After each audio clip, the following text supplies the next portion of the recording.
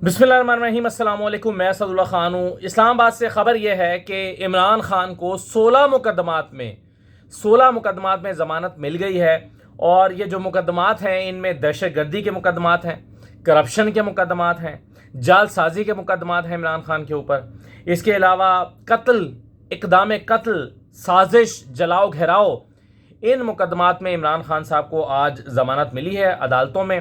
अगरचे रात को इमरान ख़ान को गिरफ़्तार करने के लिए जो कानून में तब्दीली की गई थी, जिसके बारे में आज डॉन ने लिखा है कि गवर्नमेंट ट्वीक्स नैब लॉ थ्रू मिडनाइट ऑर्डिनेंस। रात को मिडनाइट में जो ऑर्डिनेंस के ज़रिए उन्होंने इमरान ख़ान को, या ज़ाहिर है इमरान ख़ान के पस मंज़र में ये ऑर्डिनेंस लाया गया है, जिसमें 14 के बजाय 30 दिन का रिमांड, और वो फिर अदालत की मंजूरी से 90 दिन का भी हो सकता है। और तो इस तरह से जो है वो इमरान ख़ान के लिए, और फिर ये कि अगर आप पेश नहीं होते इंक्वायरी की सतह पर भी जो चेयरमैन नैब हैं उनके ऑर्डर पे गिरफ्तारी हो सकती है।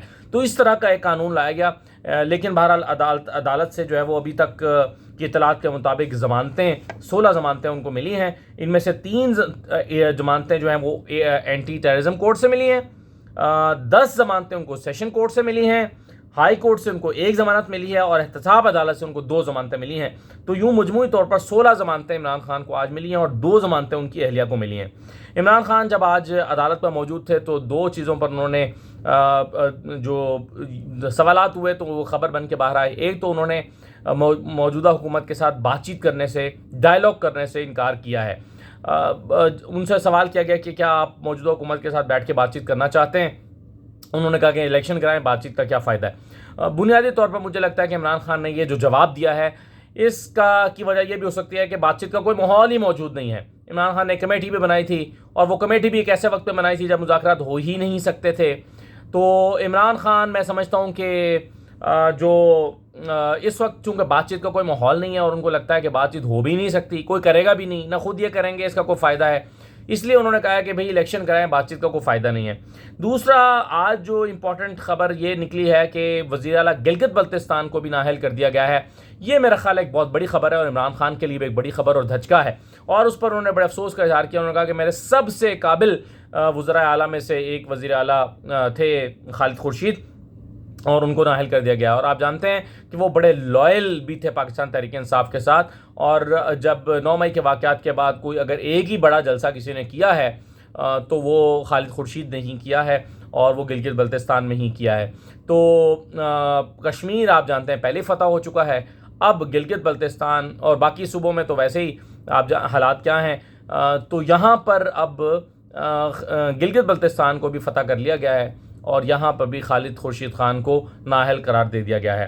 तो बेसिकली हमारे यहाँ कोई जब चीज़ तय हो जाती है कि किसी सियासी जमात को हमने ख़त्म करना है, तो उसको फिर इसी तरह से ख़त्म करने की कोशिश की जाती है कि किसी को आप डाल दें जाली डिग्री में, किसी को आप डाल दें करप्शन में, किसी को आप डाल दें दहशतगर्दी में, किसी को आप डाल दें कत्ल में, किसी को इक़दाम कत्ल में। तो यूँ करके आप मुकदमे बना लें, क्योंकि अदालतें तो हैं नहीं। ये जो अदालतें जिनकी आज 20% तनख्वाहों में इजाफा हुआ है, ये तो मजाक हैं, और साबित हो गया है एक मरतबा फिर कि ये मजाक हैं, ये कठपुतली हैं, ये किसी के कहने पर काम करती हैं, किसी के कहने पर चलती हैं, और कानून और इंसाफ की उम्मीद इनसे बहुत कम ही रह गई है। और ऐसे में 20% जजेस और हाई कोर्ट और सुप्रीम कोर्ट के जजेस और चीफ जस्टिस साहिबान की तनख्वाहों में 20% इजाफा कर दिया गया है, जिसकी 10 लाख थी 12 लाख हो गई है, 11 लाख थी 13 लाख हो गई है। तो तनख्वाहों में इजाफा हो गया है।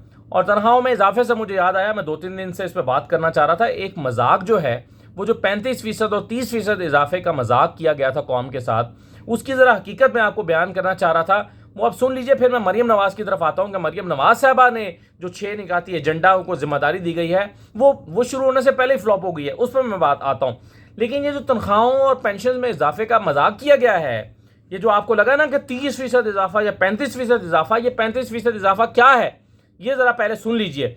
देखिए, हमेशा जो तनख्वाहों में इजाफा होता है वो रनिंग बेसिक की बुनियाद पर के तनख्वाह पे होता है। जो आपकी रनिंग बेसिक होती है उस पर जो है वो इजाफा होता है। मसलन अगर फ़र्ज़ करें किसी की तनख्वाह 2 लाख रुपए है, तो उसकी जो रनिंग बेसिक है वो 1,10,000 रुपये फ़र्ज़ करें बनती है, मिसाल दे रहा हूँ। تو 1,10,000 روپये، اور یہ کم و بیش اتنی بنتی ہے عام طور پر جو یونیورسٹی کے پروفیسرز وغیرہ ہیں، تو ان کی تنخواہیں جو ہیں وہ ان کا، یا جو مختلف سرکاری ملازمین ہیں، تو اگر کسی کی تنخواہ 1,10,000 بنتی ہے یا 1,15,000 بنتی ہے، تو اس کی جب رننگ بیسک، یعنی جو اگر رننگ بیسک 1,10,000 اور 1,15,000 بنتی ہے، تو اس میں جو 30% اضافہ ہوگا وہ سمپل سی بات ہے، وہ 30-35 ہزار روپے کا اضافہ ہو جائے گا۔ تو بظاہر یہ لگ رہا تھا کہ یہ 30-35 ہزار روپے اضافہ ہو گیا سرکاری ملازم کی تنخواہ میں، لیکن یہ اضافہ رننگ بیسک پر نہیں کیا گیا۔ اس دفعہ پہلی مرتبہ یہ اضافہ کیا گیا ہے انیشیل بیسک کی بنیاد پر، اور انیشیل بیسک جو ہے وہ بنتی ہے تقریباً 50-60 ہزار روپے، 50,000، 56,000، 55,000، 60,000، اور اس پر جب 30% اضافہ ہوا ہے تو وہ تقریباً بنا ہے 15,000 روپے اضافہ۔ تو آپ سوچئے کہ اگر یہی اضافہ آپ رننگ بیسک کی بنیاد پہ کر رہے ہیں، تو رننگ بیسک کی بنیاد پر کل اضافہ 15% ہوا ہے، 30% نہیں ہوا۔ تو ایکچولی سرکاری ملازمین کی تنخواہوں میں پچھلے 20 سال سے جس طرز پر اضافہ ہوتا آ رہا ہے، جس انداز میں یا جس بیسک پر اضافہ ہوتا آ رہا ہے، وہ 15% اگر اضافہ ہوتا تھا، تو اس مرتبہ جو 30% اضافہ ہوا ہے وہ انیشیل بیسک پر ہوا ہے، وہ اتنا ہی ہے جتنا پہلے 15% ہوتا تھا۔ تو ہوا 15% اضافہ ہی ہے، لیکن فراڈ یہ کیا گیا ہے کہ اناؤنس یہ کیا گیا کہ 30% اضافہ ہے اور 35% اضافہ ہے۔ تو صرف سلیب چینج کر دی گئی ہے، پہلے وہ رننگ بیسک پہ ہوتا تھا، اس دفعہ انیشیل بیسک پہ کیا گیا ہے۔ اگر 1,20,000 روپے پہ اضافہ ہونا تھا 30%، تو اس دفعہ اس کو جو ہے وہ، یعنی اگر آپ 15% اناؤنس کرتے اور رننگ بیسک پہ ہی کرتے، تو 1,20,000 روپے جو 15% ہونا تھا وہ 60,000 روپے پہ 30% کر دیا گیا ہے۔ تو کان ادھر سے پکڑا یا ادھر سے پکڑا۔ آئی ہوپ کہ میں آپ کو بات سمجھا پایا ہوں۔ تو یہ ایک فراڈ ہے بیسیکلی 30% اضافہ، دراصل یہ 15% اضافہ ہی ہے جو سرکاری ملازمین کو ملا ہے۔ تو دوسری طرف آج 20% اضافہ ہو گیا ہے ججز کی تنخواہوں میں، اور صرف یہی نہیں بلکہ جو سرکاری افسران ہیں، اشرافیہ ہے، ان کے لیے تو یہ جو بیوروکریٹس ہیں، بیوروکریسی کے لیے نئی GORs بنانے کا فیصلہ ہو گیا ہے۔ پنجاب میں نئی GORs بنائی جائیں گی، اور یہ جو نئی GORs ہیں اس پر فوری اور ہنگامی طور پر کام شروع کیا جائے گا۔ تو اشرافیہ کو آپ مضبوط کرتے چلے جائیے، اور غریب آدمی کے ساتھ آپ کھلواڑ کرتے چلے جائیے۔ اب آپ دیکھیں، جب آپ کو تھوڑا سا جیب میں پیسے آتے ہیں نا، تو پھر اسی طرح کے للے تللے ہوتے ہیں۔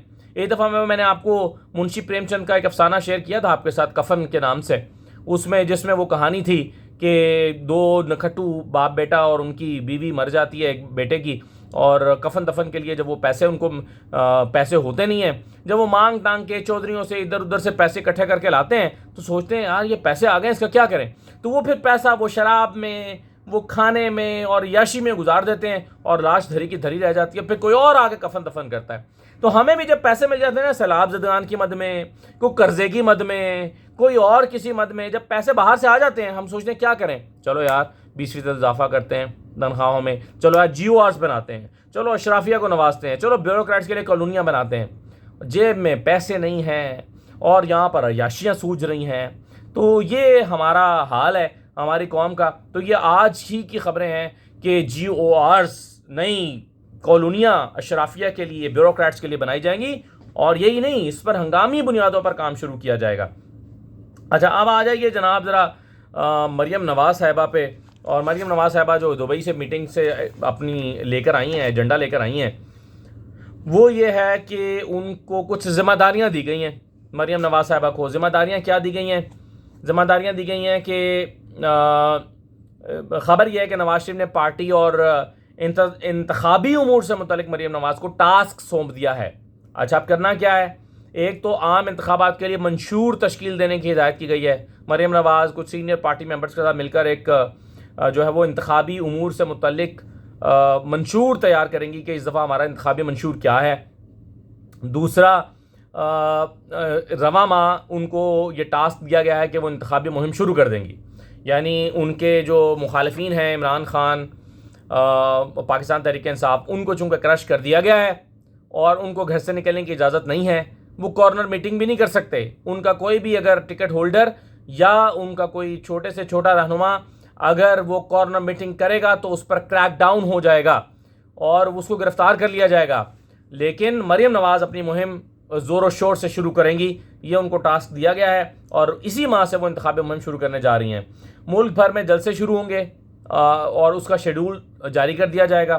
اور اس کے علاوہ اہم بات یہ ہے کہ ان سے کہا گیا ہے کہ پارٹی کا بیانیہ نوجوانوں کو مد نظر رکھ کر بنایا جائے گا. نوجوانوں کو، یعنی جو عمران خان سے اب ان کے بقول بدظن ہو گئے ہیں لوگ اور نوجوان، اب ان نوجوانوں کو نون لیگ اپنی طرف اٹریکٹ کرے گی. تو یہ ایک خام خیالی ہے. اس وقت نوجوان نون لیگ سے میری آبزرویشن کے مطابق اور زیادہ ناراض، اور زیادہ غصے میں، اور زیادہ نفرت لے کے بیٹھا ہوا ہے، کیونکہ پچھلے کچھ عرصے میں آپ لوگوں کے گھروں میں چھاپے ماریں، نوجوانوں کو اٹھا اٹھا کے جیلوں میں ڈالیں. آپ پورے ایک خاندان سے ایک لڑکا جو ایک خاندان سے تعلق رکھتا ہے، اس کے گھر سے 15-20 گھر اور وابستہ ہوتے ہیں. وہ چاچے کا گھر، کوئی تائے کا گھر، کوئی ماموں کا گھر، کوئی کزنس، کوئی رشتہ دار، کوئی سسرال والے، کوئی جو ہے وہ سسرالی رشتہ دار، یہ سارے اس سے جڑے ہوتے ہیں. اب آپ کے خیال میں اگر ایک نوجوان کو اٹھا کر پولیس لے جائے گی، مارے گی اور جعلی اور زبردستی کے مقدمات میں اس کو گھسیٹ دے گی، تو کیا اس نوجوان اور اس خاندان سے وابستہ دیگر نوجوانوں کے دل میں مریم نواز اور نون لیگ کی ہمدردی پیدا ہوگی؟ نہیں ہو سکتی. اس لیے میں نے یہ لکھا ہے کہ یہ جو انتخابی ٹاسک ہے مریم نواز کا، یہ مہم شروع ہونے سے پہلے ہی فلاپ کی طرف جا رہی ہے، کیونکہ نوجوانوں کو اٹریکٹ کرنے کی کوشش جو ہے یہ مجھے کارآمد ثابت ہوتی نظر نہیں آ رہی، مجھے بہت مشکل دکھائی دیتا ہے. پھر اس میں انہوں نے کہا کہ نوجوانوں سے وعدے کریں آسان قرضے اور روزگار کے. یہ وعدے کیے جائیں گے. یہ ٹاسک دیا گیا مریم نواز کو کہ جلسوں میں جائیں اور کہیں کہ نوجوانوں کو سستے قرضے دیے جائیں گے، آسان قرضے دیے جائیں گے، روزگار کے مواقع فراہم کیے جائیں گے. لیکن یہ نوجوانوں کو اس وقت نوجوانوں کو اپیل کرنا یا ان کو اٹریکٹ کرنا اپنی طرف، یہ مجھے اس وقت بہت مشکل دکھائی دے رہا ہے. پھر اس میں ہوا ہے کہ ملک کو نقصان پہنچانے والی سیاسی جماعت کی پالیسیوں کو مسلسل ہدف تنقید بنایا جائے گا. یہ بھی ٹاسک دیا گیا ہے. تو مجھے نہیں لگتا کہ اس وقت تحریک انصاف کے، میں نے آپ کو بتایا تھا نا، مجھے ایک بندہ ملا، اس نے کہا کہ ہمارے علاقے کے لوگوں نے تعویذ بنا کے رکھ لیا ہے ووٹ کا، اور کل کو جب عمران خان کا کوئی بندہ کھڑا ہوگا یہ تعویذ ہم اس کو ڈال دیں گے. یعنی ووٹ چپ کہتے ہیں، ہم بول نہیں رہے، ہم خاموش بیٹھے ہیں، لیکن بنا کے رکھ لیا. تو اس وقت تک عمران خان اچھا آدمی ہے یا برا آدمی ہے، عمران خان دہشت گرد ہے یا نہیں ہے، عمران خان چور ڈاکو ہے یا نہیں ہے، مجھے نہیں پتا. لیکن اس کے باوجود اس وقت لوگوں کی ہمدردیاں عمران خان کے ساتھ ہیں، اور یہ ہمدردیاں جو ہیں وہ ابھی تک نون لیگ کی طرف جاتے ہوئے نظر نہیں آ رہی. تو یہ جو منشور بنانا اور نوجوانوں کو اپنی طرف اٹریکٹ کرنا، نوجوانوں کو مد نظر رکھتے ہوئے بیانیہ بنانا، یہ مجھے کوئی اتنا آسان کام مریم نواز کے لیے دکھائی نہیں دے رہا. تو دیکھیں کیسے کر پاتے ہیں اور اس کا کیا فائدہ حاصل کر پاتے ہیں. بڑا شور مچ رہا ہے کہ نواز شریف واپس آئیں گے، مہم شروع ہوگی، نواز شریف واپس آ جائیں گے. اس وقت حالات یہ ہیں کہ نواز شریف واپس آ بھی جائیں تو فرق نہیں پڑنے والا. یہ مجھے لگتا ہے، وقت غلط ثابت بھی کر سکتا ہے اگر شفاف الیکشن ہوتے ہیں. ہاں، اگر الیکشن ویسے ہونے ہیں جیسے ابھی کراچی کے ہوئے ہیں، یا ویسے ہونے ہیں جیسے سوچ رکھے ہیں، یا وہ رزلٹس اناؤنس کرنے ہیں جو کرنے ہیں، ڈبوں میں کچھ بھی نکلے، ایک پیپر پہ لکھا ہوا نتیجہ اناؤنس کر دینا ہے، تو پھر میں کچھ نہیں کہہ سکتا. اجازت دیجیے، اللہ حافظ.